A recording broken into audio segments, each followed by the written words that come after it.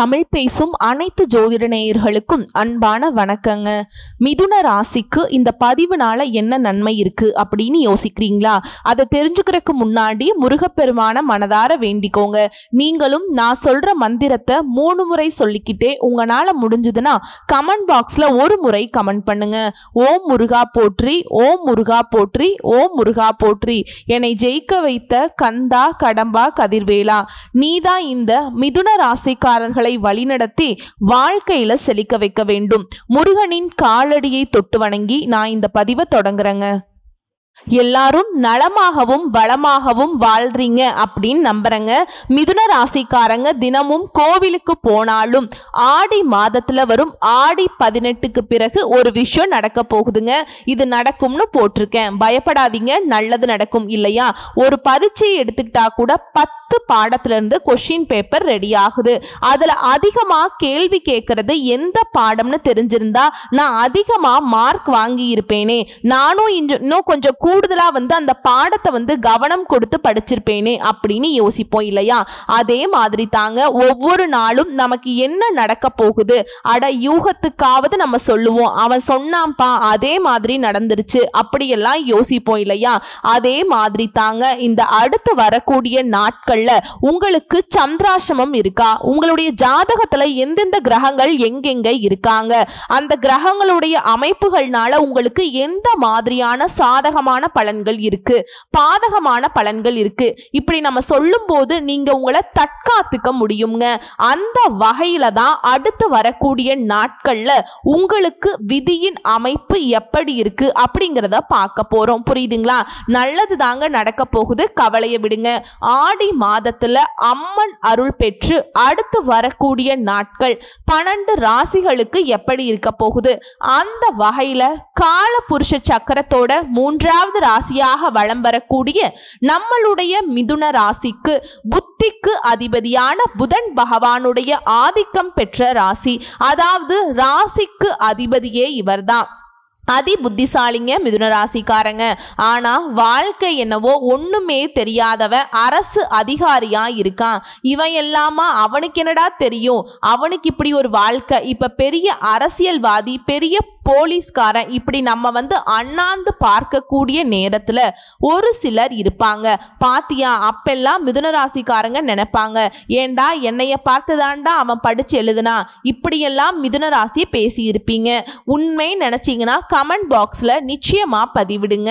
அதி புத்திசாலியா இருந்தும் பிரயோஜனமே இல்லை, இப்படியெல்லாம் நீங்க சில சமயம் யோசிச்சிருப்பீங்க.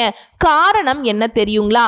அதீத சிந்தனை, அளவுக்கு மீறின சிந்தனை ஆபத்து தான். எதுவுமே அளவுக்கு மீறி போகக்கூடாது, லிமிட்டா யோசிச்சிருக்கணும், லிமிட்டா செயல்பாடு இருக்கணும். எனக்கெல்லாம் தெரியும்டா, நான் பார்த்துக்கிறேன் அப்படின்னு சில சமயம் உங்களுடைய செயல்பாடுகள் இருந்திருக்கும். இந்த விஷயம் உண்மை நினைச்சா கமெண்ட் பாக்ஸ்ல நிச்சயமா பதிவிடுங்க.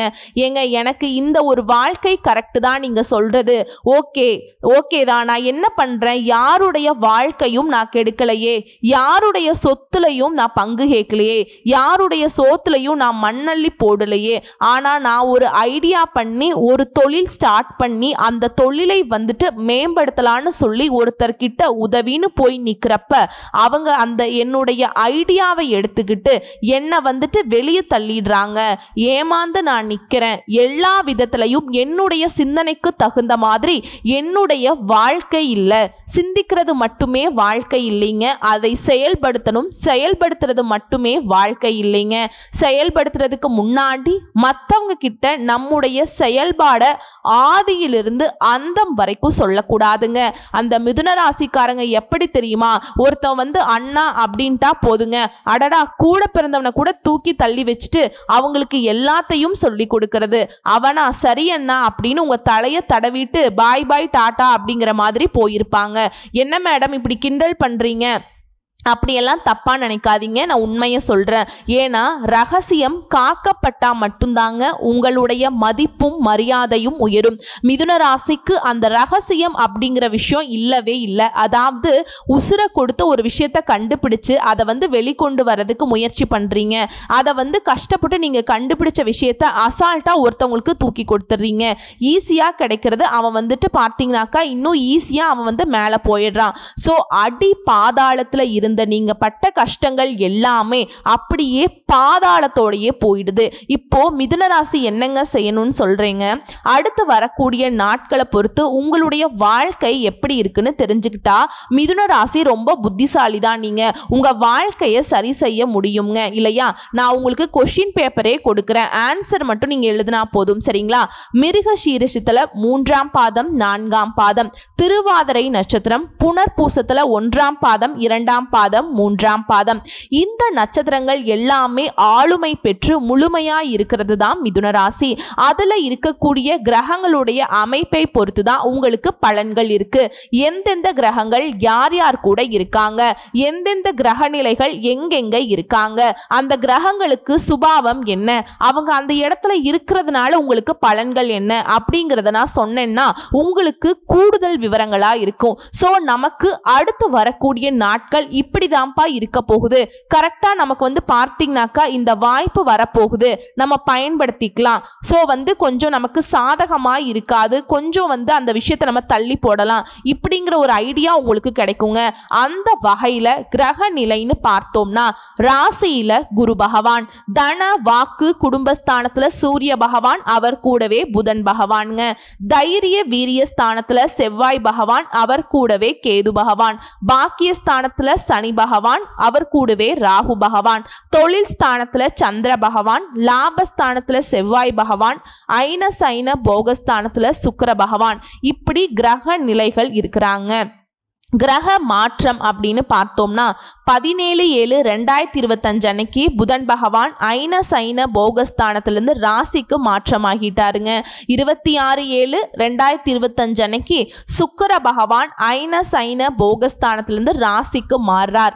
29/7/2025 அன்னைக்கு செவ்வாய் பகவான் தைரிய வீரிய ஸ்தானத்திலிருந்து சுகஸ்தானத்துக்கு மாற்றமாகிறார்.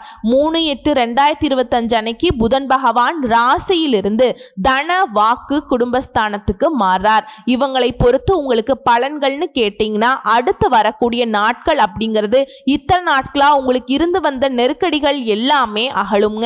புதிய முயற்சிகள்ல ஈடுபடுறத மட்டும் கொஞ்சம் தள்ளி போடுவது நன்மையை கொடுக்கும் தான். நான் இப்பதான் சொன்னேன் இல்லைங்களா, எதை நம்ம செய்யணும் செய்யக்கூடாதுன்னு தெரிஞ்சாலே போதுங்க, நம்ம வாழ்க்கையை சரி செஞ்சுக்க முடியும். அடுத்ததா பணப்புழக்கம் அப்படிங்கிறது அடுத்து வரக்கூடிய நாட்கள்ல ரொம்பவே திருப்தி தரக்கூடிய விதத்துல இருக்கும். தொழில்ல சொந்தமா தொழில் செய்யக்கூடிய மிதுன ராசியை பொறுத்த வரைக்கும் தொழிலையும் சரி வியாபாரமும் சரி வழக்கம் போலவே இருக்கும். லாபமும் வழக்கம் போலவே கிடைக்குங்க. வாடிக்கையாளர் கிட்ட மட்டும் அனுசரிச்சு பேசுவது ரொம்ப நல்லது. உங்களுடைய வார்த்தைகள் அப்படிங்கிறது ரொம்ப கனிவா இருக்கணும். கஸ்டமர்ஸை பொறுத்த வரைக்கும் கஷ்டம் கொடுக்கக்கூடியவங்க தான் கஸ்டமர்ஸ் இல்லையா? ஸோ அவங்க கிட்ட கொஞ்சம் முன்ன பின்ன அவங்க பேசினாலும் சரி, அங்க வந்துட்டு இன்னும் வந்துட்டு விலை மலிவா கொடுக்குறாங்க, அங்க இன்னும் வந்து கூடுதலா கொடுக்குறாங்க அப்படின்னு சொன்னாங்கன்னா அந்த மாதிரி சொன்னாலும் சரி நீங்க கொஞ்சம் அனுசரணையா நடந்துக்கணுங்க. அடுத்ததா லாபம் அப்படிங்கிறது குறைவாக இருந்தாலும் பண வரத்து அப்படிங்கிறது திருப்தியை கொடுக்குங்க. உங்களுக்கு தேவையான பணம் கையில இருக்கும். அடுத்ததா உத்தியோக பணிகள்ல இருக்கக்கூடிய அன்பர்களை பொறுத்த வரைக்கும் உங்களுடைய உழைப்பு வீணாக்குவாங்க. மேல் அதிகாரிகளிடம் அனுசரித்து செல்வது ரொம்ப நல்லது. கொஞ்சம் முன்ன பின்ன வந்து உங்களை வந்துட்டு என்ன சொல்றது நோன்ற மாதிரி தான் உங்களுடைய மேல் அதிகாரிங்க நடந்துப்பாங்க. அவங்களுடைய அதிகாரத்துவத்தை காட்டுறதுக்கும் உங்ககிட்ட வந்துட்டு ஓவரா வந்துட்டு கெத்து காட்டுவாங்க. பட் அதுக்கு வந்து நம்ம வந்து என்ன பண்ணணும்னா அமைதியை கடைபிடிக்கணுங்க. இதமாக பேசுவது ரொம்ப நல்லது. கோபமே வந்தாலும் சரி அதை வந்துட்டு உள்ளுக்குள்ள மறைச்சிடுங்க. அடுத்து குடும்பத்தை பொறுத்த வரைக்கும் குடும்பத்தில் இருக்கவங்க கிட்ட கோபம் வரும், அந்த கோபத்தை வந்து தவிர்ப்பது ரொம்ப நல்லது. பொறுமையா பேசணும். அடுத்து கணவன் மனைவிக்கிடையே ஒருவருக்கொருவர் விட்டு கொடுத்து அனுசரணையா நடந்து கொள்வது ரொம்ப நல்லது. குழந்தைகளை பொறுத்த வரைக்கும் எதிர்கால நலன் கருதி கொஞ்சம் ஓவர் சிந்தனை போகும், அவற்றை சிந்தனையோடு நிறுத்துங்க. இப்ப எதுவும் செயல்படுத்த வேண்டாம். அடுத்தது உங்களுடைய உடைமைகளை ரொம்ப கவனமா பார்த்து கொள்வது நல்லது. பெண்களை பொறுத்த வரைக்கும் எந்த காரியத்திலுமே நெருக்கடியான நிலை உண்டாகலாங்க. சோ நீங்க ரொம்ப ரொம்ப கவனமா இருக்கணும். அரசியல்வாதிகள் தொண்டர்களா இருக்கீங்க அப்படின்னாக்கா உங்களுடைய தேவைகளை முழுமையாக பூர்த்தி செஞ்சுப்பீங்க. அடுத்ததா கலைத்துறையில இருக்கக்கூடிய அன்பர்களை பொறுத்த வரைக்கும் புதிய வாய்ப்புகள் தேடி வரும். மாணவர்களை பொறுத்த வரைக்கும் பாடம் படிக்கிறதுல கூடுதல் கவனம் தேவைங்க.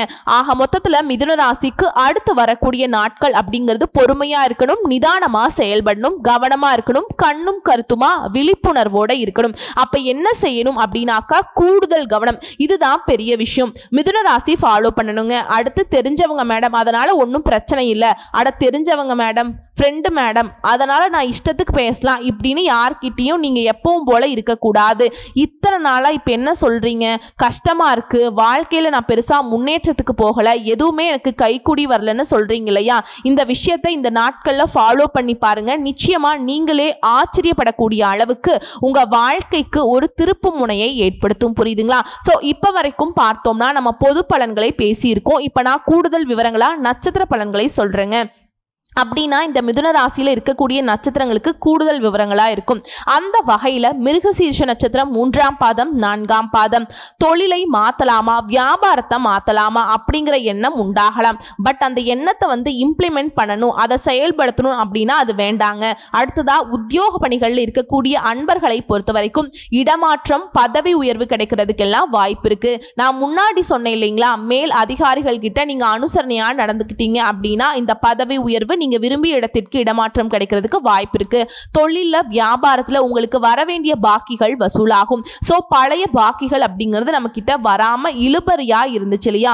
சோ நான் முன்னாடியே சொன்ன கனிவான பேச்சு, பொறுமையா நீங்க வாடிக்கையாளர் கிட்ட நடந்துக்கிட்டீங்க அப்படின்னா அந்த பழைய பாக்கிகள் அப்படிங்கிறது நம்ம கைக்கு வரும். அடுத்ததா புதுசா வண்டி வாகனம் வாங்குறது எல்லாமே உங்களுக்கு லாபத்தை கிடைக்க செய்யும். சரக்குகளை வெளியூருக்கு அனுப்புறீங்க அப்படின்னா அப்போ அனுப்புறப்ப ரொம்ப கவனமா இருங்க. நம்மளுடைய சரக்கு அப்படிங்கறத கஸ்டமர்ஸ் கிட்ட பாதுகாப்பா போய் சேருமா அப்படிங்கறத ஒரு முறைக்கு 2 முறை செக் பண்ணிட்டு சென்ட் பண்ணுங்க. அடுத்து திருவாதிரை நட்சத்திரத்தை பொறுத்த வரைக்கும் குடும்ப உறுப்பினர்களுக்கு தேவையான துணிமணிகள் எல்லாம் வாங்கி கொடுத்து மகிழ்ச்சி அடைய போறீங்க.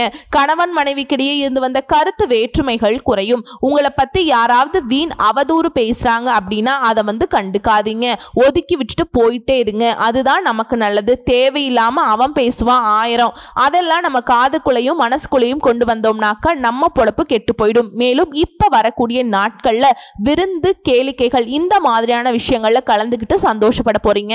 ரொம்பவே ருசியான உணவெல்லாம் நீங்க எடுத்துக்க போறீங்க. ஆக மொத்தத்துல திருவாதிரை நட்சத்திரக்காரர்களே சந்தோஷம் அப்படிங்கிறது உங்களுக்கு கூடுதல் போனஸா கிடைக்க போகுது. அடுத்ததா புனர்பூச நட்சத்திரம் 1ஆம் பாதம் 2ஆம் பாதம் 3ஆம் பாதம். உங்களை பொறுத்த வரைக்கும் எந்த ஒரு வேலையும் மன திருப்தியுடன் செஞ்சு முடிப்பீங்க. சாமர்த்தியமான உங்களுடைய பேச்சின் மூலம் காரிய வெற்றி உண்டாகும். பண வரத்து அப்படிங்கிறது இந்த காலகட்டத்தில் கூடுதலா கிடைக்கும். கடுமையான உங்களுடைய முயற்சிகள் இருக்கு இல்லைங்களா, இதை மட்டும் மேற்கொள்வதை குறைச்சிக்கோங்க. முயற்சி செய்யுங்க, வேணான்னு சொல்ல. அதை நான் செஞ்சுதான் ஆகணும், ஆனால் எவ்வளவு முயற்சி பண்ணாலும் கொஞ்சம் அது டைம் எடுக்கும் இல்லையா? இப்போ ஒன்றுமே இல்லை, நம்ம ஒரு பொருளை சமைக்கிறோம், உணவு பிரியாணியே சமைக்கிறோம் அப்படின்னாக்கா அதுக்கு என்ன டைம் ஆகுமோ அந்த எஃபர்ட்ஸ் போட்டால் மட்டும்தான் அந்த பிரியாணி அப்படிங்கிறது ருசியாக இருக்கும். அதே மாதிரி தாங்க உங்களுடைய முயற்சி அப்படிங்கிறது மேற்கொள்ளுங்க. ரொம்ப கடுமையாக முயற்சி பண்ணாலும் நேரம் காலம்ங்கிறது கூடி வரணும். அடுத்ததான் வீண் வாக்குவாதங்களை தவிர்ப்பது ரொம்ப நல்லது. எதிர்பாராத செலவுகள் உண்டாகிறதுக்கும் வாய்ப்பு இருக்கு. ஸோ இந்த நட்சத்திரக்காரங்க என்ன பண்ண அப்படின்னாக்கா பண வரவு இருக்கிறப்பவே கையிருப்புல கொஞ்சம் சேமிப்பை இறுக்கி பிடிங்க. ஆக மொத்தத்துல மிதுன ராசியை பொறுத்த வரைக்கும் நல்லாவே இருக்குங்க. மார்க் அடிப்படையில சொல்லணும்னாக்கா 100க்கு 95% உங்களுக்கு சாதகமாக தான் இருக்கு. அந்த 5% நீங்க சாதகமா மாத்திக்கணும்னு நினைச்சீங்கன்னா என்ன செய்யணும்னா கடவுளுடைய அனுகிரகத்தை நாடணும். உங்களுடைய ராசிக்கு அதிபதியாக விளங்கக்கூடிய புதன் பகவானுடைய அனுகிரகம் உங்களுக்கு ரொம்ப முக்கியம்.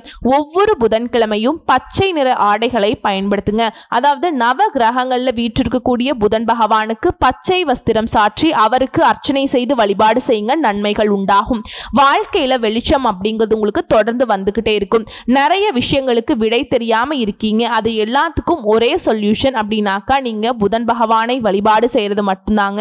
நல்லதே நடக்குங்க. சரிங்களா? உங்களை பொறுத்த வரைக்கும் பரிகாரம்னு கேட்டீங்கன்னா பெருமாளை புதன்கிழமைகள்ல அர்ச்சனை செய்து வணங்கி வர திருமண தடைகள் நீங்கும், குடும்பத்துல சுபிக்ஷம் உண்டாகும், செல்வ செழிப்பு உண்டாகும், சகல சௌபாக்கியங்களும் கிடைக்கும். எந்தெந்த விஷயங்களுக்கு இப்ப நீங்க ஏங்கி நிக்கிறீங்களோ அந்த விஷயங்கள் எல்லாமே உங்களுக்கு கைக்கூடி வரும். நினைச்சது நினைச்ச மாதிரியே நடக்குங்க. அப்புறம் ஆஞ்சநேயரை வியாழக்கிழமைகள்ல வெண்ணெய் சாற்றி வணங்கி வர மன தைரியம் உண்டாகும், எதையும் எதிர்கொள்ளும் துணிச்சல் ஏற்படும். இவ்வளவுதாங்க. இதை மட்டும் ஃபாலோ பண்ணிட்டா போதுங்க. அடுத்து வரக்கூடிய நாட்கள் அப்படிங்கிறது மிதுன ராசிக்கு வெற்றியை கொடுக்கும்ங்கிறதுல சிறிதளவும் சந்தேகம் வேண்டாம். உங்களை பொறுத்த வரைக்கும் அதிர்ஷ்ட கிழமைகள் அப்படின்னு பார்த்தோம்னா புதன் மற்றும் வெள்ளிங்க. சந்திராஷ்டமம் தினங்கள் அப்படின்னு பார்த்தோம்னா ஆகஸ்ட் 8, 9 இந்த நாட்கள்ல எங்கும் கவனம், எதிலும் கவனம்ங்க. அதிர்ஷ்டமான தினங்கள் அப்படின்னு பார்த்தோம்னா ஆகஸ்ட் 1 2ங்க. அவ்வளோதாங்க. வரக்கூடிய வாய்ப்புகளை மட்டும் நீங்கள் கரெக்டாக பயன்படுத்திக்கிட்டிங்கன்னா போதும், வாழ்க்கையில் முன்னேறலாம். நம்மளுடைய வீடியோ பதிவு உங்களுக்கு பிடிச்சிருந்தா வீடியோவுக்கு லைக் பண்ணுங்கள், நம்ம சேனலை சப்ஸ்கிரைப் பண்ணிக்கோங்க. மேலும் பிடிச்சிருந்தா ஃப்ரெண்ட்ஸ் அண்ட் ஃபேமிலிக்கு ஷேர் பண்ணுங்கள். வாழ்த்துக்கள். நன்றி. வணக்கம்.